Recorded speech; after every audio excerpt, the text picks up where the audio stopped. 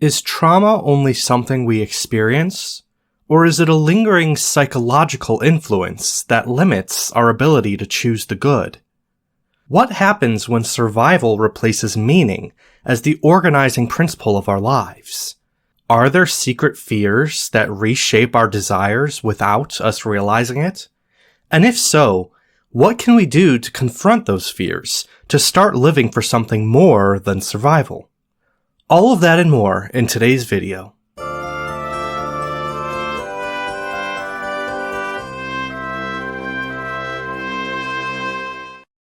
When does a painful experience stop being a memory and start becoming our guiding principle in life?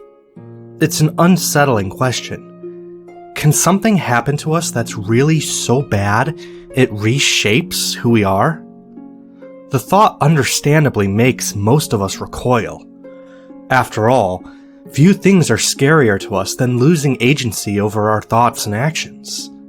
And yet, if we're being honest, we can all point to moments that changed us in ways we didn't choose. Let's imagine a young man named Ethan. Ethan used to be the kind of person who spoke without rehearsing every sentence in his head. He'd laugh easily, trust quickly, and assume the best of the other. But somewhere along the way, between his relationship that ended without warning, or the friendships that slowly atrophied into non-existence, or his experiences of rejection when he opened up seeking understanding, something shifted. It wasn't all at once. In fact, the change almost seemed invisible. But over time, Ethan clearly felt that he was a different person than he used to be. He started choosing his words more carefully. Then he started withholding them altogether. Conversations became calculations. Vulnerability became a risk he learned to avoid. Initially, he told himself that he was simply growing up and developing maturity. Wasn't he safer like this, reacting to the world as it is, rather than how he wished it would be? Wasn't he growing in self-awareness and independence while shedding naivete? True enough, he did learn how to take care of himself. He built routines, distractions, small comforts that kept everything manageable. But over time, something else began to take shape beneath those adaptations.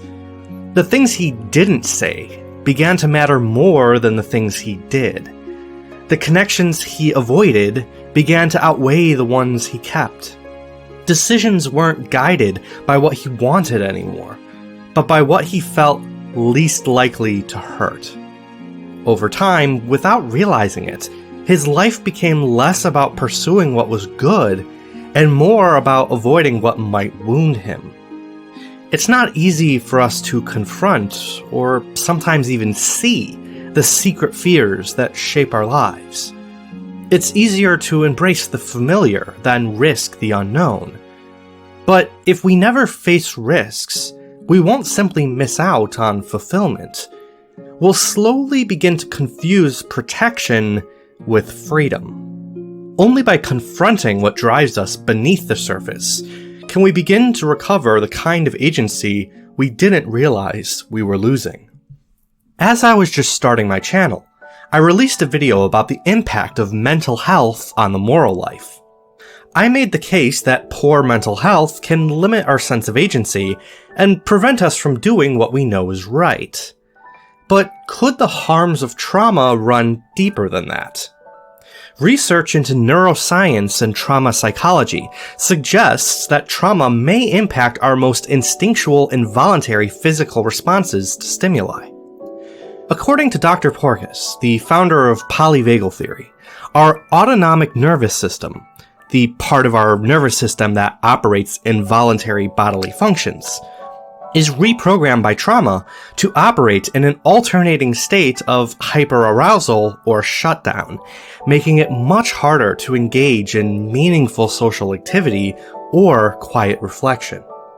Likewise, according to the psychiatrist van der Kolk, traumatic memories encode patterns of threat in the nervous system, predisposing us towards responses like hypervigilance, withdrawal, or emotional numbing, long before we have the chance to rationally think through what is actually happening. What are the philosophical implications of this psychological reality? In the classical philosophical sense, to act freely is to be guided by reason toward what is good. What happens then when our pursuit of the good is gradually replaced by the avoidance of pain? We enter a state of restlessness, wherein our desires are no longer ordered towards what is meaningful, but are rather scattered in search of security and relief. Without a meaningful why to build our lives around, suffering no longer has a purpose, and life contracts into a restless struggle to simply endure. How does the logic of survival and restlessness manifest itself in our psyches? It expresses itself through a set of recurring fears that quietly begin to structure our lives. What are these secret fears? I could speak at length about each one, but for the sake of brevity, I will try to compress them into a clear list. The first secret fear is the fear of non-existence.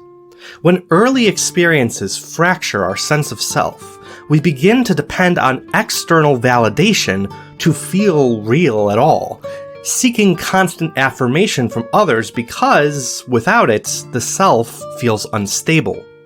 We begin to reshape ourselves around what we believe others will approve of. The second secret fear is the fear of vulnerability, wherein openness is no longer associated with connection, but with danger. We begin to construct identities built on control and self-sufficiency, even as those defenses cut us off from genuine belonging. The third secret fear is the fear of abandonment, which emerges when love has proven unreliable or inconsistent, leading us to distrust intimacy itself. We begin to pursue forms of satisfaction that feel more predictable, such as control, distraction, or even physical pleasure. The fourth secret fear is the existential fear of being wrong, wherein our beliefs become so fused with our identity that error feels not like correction, but collapse of our very sense of self. We feel compelled to defend our views vociferously, not because they are true, but because they hold us together. Finally, there is fear of the weight of glory, the anxiety that living up to our potential is burdening rather than inspiring, leading us to shrink back from responsibility to take refuge in what is familiar and safe. If you've been a longtime viewer of this channel, you may have noticed how each of these secret fears tie into topics I've addressed previously in my videos. The fears of non-existence and vulnerability drive a longing for popularity over authentic belonging, and material comfort over mindfulness. The fear of abandonment drives a longing for pleasure over connection. The fear of being wrong drives a longing for self-affirmation over civility. And the fear of the weight of glory drives a longing for easy living over being an example to others. In short, each of these fears takes something essential to living a flourishing life: identity, connection, truth, and purpose, and subtly distorts it. What makes these fears so powerful is not just that they limit us, but that they redirect our deepest longings towards lesser substitutes that can never fully satisfy us. What then can we do to begin undoing this pattern? The first step is to understand that beneath these fears lies something even more fundamental: a loss of hope. Not hope in the shallow sense of mere optimism for positive outcomes, but hope as a deeper confidence that life is meaningful and that a life well lived is still possible, even when we cannot yet see it. How could we, after all, aspire to a meaningful life when survival becomes the ceiling of what we allow ourselves to hope for? Any genuine path forward, therefore, must begin with a gradual restoration of agency, we must relearn how to act, not merely react. How? According to the psychiatrist Judith Herman, we achieve this through a multi-stage process, ideally guided by the help of a qualified mental health professional, focused on 3 core pillars. The first requirement is re-establishing a sense of safety, wherein we recognize that, despite the very real trauma we've undergone, the world is not governed entirely by unpredictable threats. From there, we free ourselves to pursue the second requirement, remembrance and mourning. Our goal should not be to avoid or suppress traumatic memories, but gradually integrate them into a coherent narrative that can be reflected upon. This is where agency begins to re-emerge, not through unwavering control over circumstances, but as the ability to understand what happens to us and reclaim control over how we respond to it. Finally comes reconnection, wherein we finally pursue the restoration of relationships and meaning by transcending the limiting logic of survival.